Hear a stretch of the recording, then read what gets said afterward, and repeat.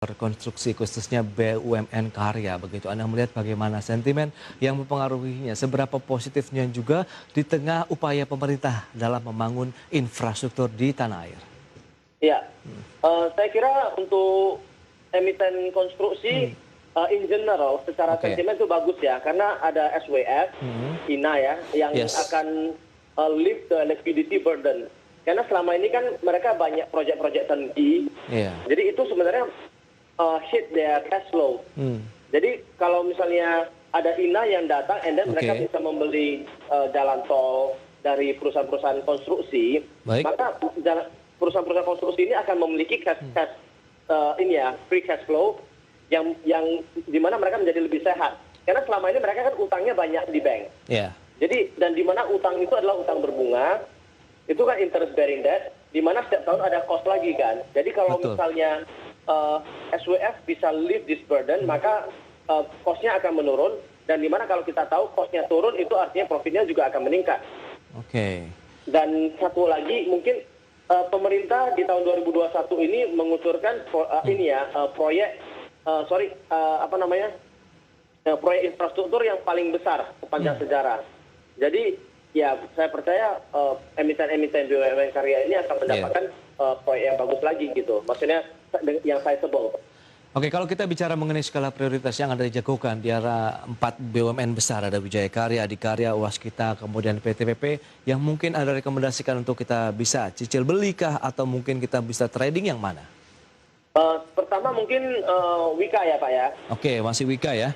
Hari ini naik 0,31% nih, sudah mulai ada sedikit tekanan di 1620. Rekomendasinya bagaimana? Buy on weakness atau kita bisa mengambil posisi current price? Saya kira buy on weakness ya Pak ya. Ya. Menunggu di berapa lagi? Ada supportkah yang kuat dari Wijaya Karya? 1.600 Pak. Oh, 1.600 ya. Ya. Baik, itu dia level-level yang sempat memang ini menjadi tahanan kuat dari Wijaya Karya di 1.600. Kemudian ada potensial upside sampai seberapa jauh? Potensial upside kalau untuk jangka pendek ya Pak ya. Di 1.700 Pak. Oke. Itu dia, 1.600 sampai dengan 1.700 range-nya Wijaya Karya yang menjadi andalan kalau kita bicara mengenai sektor konstruksi ya. Ya, betul. Baik, di segmen ini juga ini Mas Franky, mungkin bisa disampaikan beberapa saham rekomendasi yang Anda berikan untuk investor maupun traders ini dalam menyikapi perdagangan hari ini yang masih dalam tren ini, pembalikan arah atau rebound dari IHSG. Apa saja? Ya, mungkin kalau dari saya Gudang Garam Pak ya. Gudang Garam, BNI. Gudang Garam, BBNI, Telkom, dan Astra Pak. Oke, Astra tadi sudah sempat kita singgung ya. Kita coba bahas ke Bank BNI dulu deh. Perbankan sempat juga kemarin kan ramai sekali ditradingkan, menjadi penekan juga indeks, kemudian menjadi pembangkit lagi dari penggerakan IHSG. Nah, kenapa Bank BNI? Bank BNI pertama ya, karena menurut saya BNI itu adalah bank Big Four dengan valuasi paling murah. Yang artinya BNI itu secara valuasi paling menarik, kira-kira seperti itu. Nah, jadi saya kira untuk emiten perbankan kan banyak orang yang senangnya sama Bank Mandiri, sama BRI. Mungkin itu itu juga bagus ya. Tapi menurut saya BNI lebih murah. Lebih ke valuasinya yang lebih murah dibandingkan dengan teman-temannya begitu ya. Betul, price to book value-nya cuma 1 kali. Jadi lebih inilah ya masih boleh. PBV-nya menarik kalau bicara mengenai 1 kali ya. Lantas bagaimana rekomendasi yang bisa diberikan? Hari ini masih naik 0,8%, 6.100. Benar, saya kira masih boleh beli sih Pak. Maksudnya di harga 6075, 6.100 kalau investor mau beli, I think it's still a good purchase. Kalau misalnya ada turun beli lagi. Kalau kita boleh berkaca pada market saat ini ya, kita hanya nyaman kalau beli ketika marketnya lagi turun. Ini bukan market di mana kalau naik kita kejar enggak. Karena mungkin di bulan 11 lalu kalau naik kita kejar itu bisa menghasilkan. Tapi market seperti ini malah kita harus ketika turun kita baru berani beli lebih banyak. Itu dia. Karena pergerakannya yang untuk indeksnya sendiri masih ranging tadi ya. Antara 6.100-an sampai dengan 6.300 itu pasti bolak-balik saja tuh belakangan ini. Betul. Apalagi kalau kita lihat market cap-nya BNI itu malah udah di bawah Arto Pak. Di bawah Arto, Di bawah Arto, iya. Oh, wow. Jadi ini menarik, Pak. Oke, lantas berapa peluang cuan yang bisa diraih nih kalau kita bisa masuk di level-level current price 6.100 seperti saat ini untuk Bank BNI? Sebenarnya menurut saya kalau untuk investor yang mau jangka panjang juga silakan di BNI. Okay. I still think it is a very good company. Tapi kalau untuk jangka pendek mungkin di beli di 6.075, 6.100. Okay. Jualnya di 64 sampai 66, Pak. Oke, 6.400 sampai dengan 6.600 itu range pergerakan yang ke atasnya ya untuk pergerakan dari Bank BNI. Jadi masih ada potensial upside yang menarik 6.100 sampai dengan 6.400 sampai dengan 6.600-an ya untuk Bank BNI. Oke, salah satu pilihan di sektor perbankan BNI karena dari valuasinya juga PBV-nya lebih baik dibandingkan dengan teman-temannya yang lain ya. Satu kali begitu untuk PBV-nya. Oke, selanjutnya ada sektor lain yang Anda rekomendasikan cukup beragam. Ini gudang garam ini. Setelah cukup lama begitu, ada apa dengan gudang garam? Gudang garam ini menurut saya adalah emiten yang kalau kita lihat dari valuasinya ya, secara growth-nya itu setiap tahun dalam 5 tahun terakhir growth-nya itu 15% per tahun ya. Baik. Dari segi net profit-nya. Tapi yang menarik adalah harga gudang garam malah within the same period itu turun terus. Nah, menurut saya kalau sebuah emiten yang labanya bagus tapi turun terus ya kan ada sebabnya karena cukai. Karena sentimennya juga agak masih belum terlalu bagus. Tetapi dengan growth yang bagus kita percaya kalau permintaan akan tembakau atau rokok itu biasa itu adalah produk yang sticky. Sticky artinya susah untuk di substitute gitu. Susah untuk digantikan. Jadi kalau orang masih pakai gudang garam, orang masih merokok, pakai gudang garam adalah market share, market leader. Dengan sekitaran hampir 30% market share. Jadi dengan harga valuasi sekitaran saat ini kalau kita pakai trailing 12 month sekitaran 7,9 kali price to earning. Saya kira valuasinya udah murah sekali gitu. Price to earning-nya juga masih bisa dikatakan murah karena pergerakan year to date kalau kita cermati secara pergerakan chartingnya begitu sempat menyentuh level 41 ribuan kemudian turun hingga 36 ribuan ini turun yang cukup dalam begitu. Jadi ada peluang nanti ini masa-masa rebound-nya kah untuk pergerakan dari gudang garam sendiri, Mas Franky? Betul, saya kira begitu, Pak. Jadi peluang kalau kita masuk apakah current price di 36.225 saat ini pun boleh kita riding begitu? Saya kira boleh. Jadi sama ya, maksudnya saat ini saya kira saat ini udah murah sekali, saat ini beli. Kalau misalnya ada turun beli lagi, Pak. Lantas seberapa kuat bisa menyentuh kembali level tertingginya di awal tahun 2021 di 41 ribuan? 41 ribuan. Saya kira untuk investor yang jangka panjang itu sangat-sangat besar kemungkinannya untuk balik ke level 40-an ribu ya Pak ya. Berarti kalau untuk investasi jangka panjang peluang ke 40 ribuan bisa lagi kembali ya? Betul. Itu bisa full year sampai dengan akhir tahun ini saja atau sampai tangan tahun depan? Saya kira mau sampai tahun depan juga nggak ada masalah, Pak. Berarti memang untuk long term investment ya kalau kita bicara gudang garam saat ini ya? Long term investment. Baik, itu dia untuk gudang garam. Berikutnya Astra International tadi sudah kita ulas. Sama current price boleh, kita hajar kanan saja begitu ya? Apalagi ada penurunan. Betul. Apalagi kalau ada penurunan. Baik, itu dia. Itu di harga 6.000 target price-nya. Sampai dengan 6.000.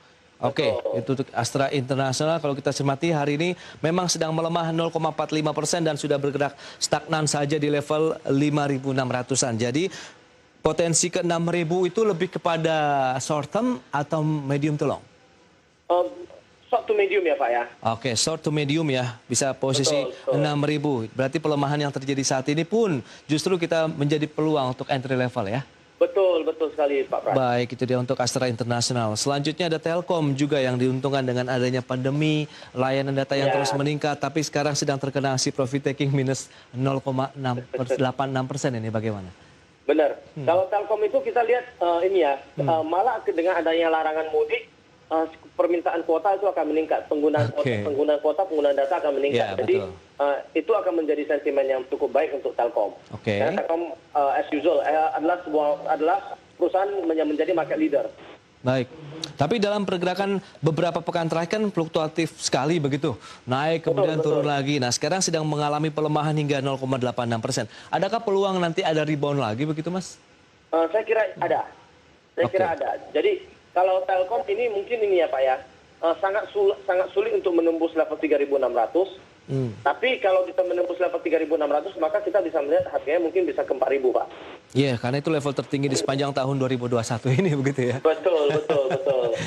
Baik, 3.600 ini menjadi level yang perlu diuji. Tapi lagi-lagi memang jarang sekali karena pada saat menyentuh hampir 3.500 pun sudah mulai terkena aksi profit taking. Berarti bagaimana strateginya kalau mau masuk di Telkom di tengah pelemahan sekarang 0,86%? Mungkin ini ya, kalau untuk Telkom ada bagusnya kalau ada buy on weakness ya. Buy on weakness. Saat ini strategi kita buy on weakness, jadi kalau ada turun kita beli. Oke, pada saat ada turun seperti saat ini 3670, 3680 pun kita bisa mengambil. Tapi bertahan tidak? Bertahap begitu dalam artian nanti ada pelemahan beli lagi, ada pelemahan beli lagi begitu. Betul, betul. Ada pelemahan beli lagi.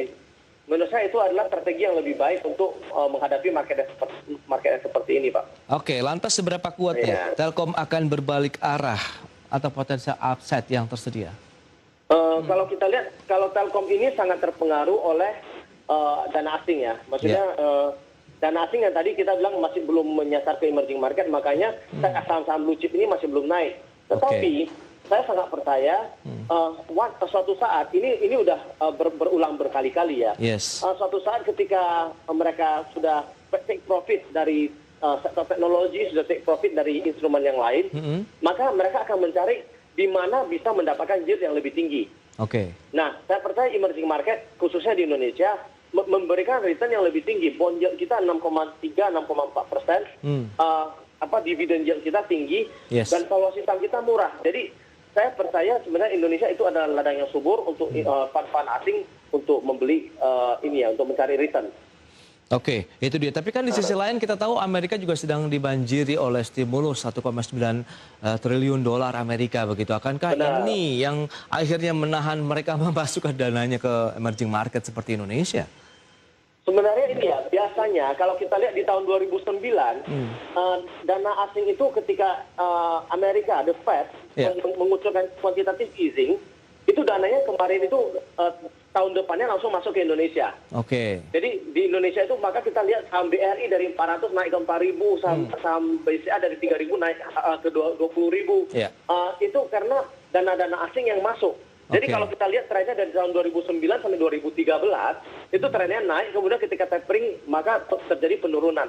Nah, cuman saat ini ada instrumen, ada intermediaries, yaitu teknologi stocks, Tesla, Zoom dan kawan-kawan ya, dan Bitcoin, cryptocurrency, yang dimana ketika ada stimulus masuk, mereka masuknya ke sektor itu, bukan ke emerging market. Makanya saat ini blue chip kita masih murah sekali. Tapi ketika mereka take profit dari sektor itu, dari instrumen tersebut, kelas aset tersebut, dana tersebut akan masuk ke Indonesia. Dan di saat itulah saya percaya emiten blue chip kita akan naik very significantly gitu.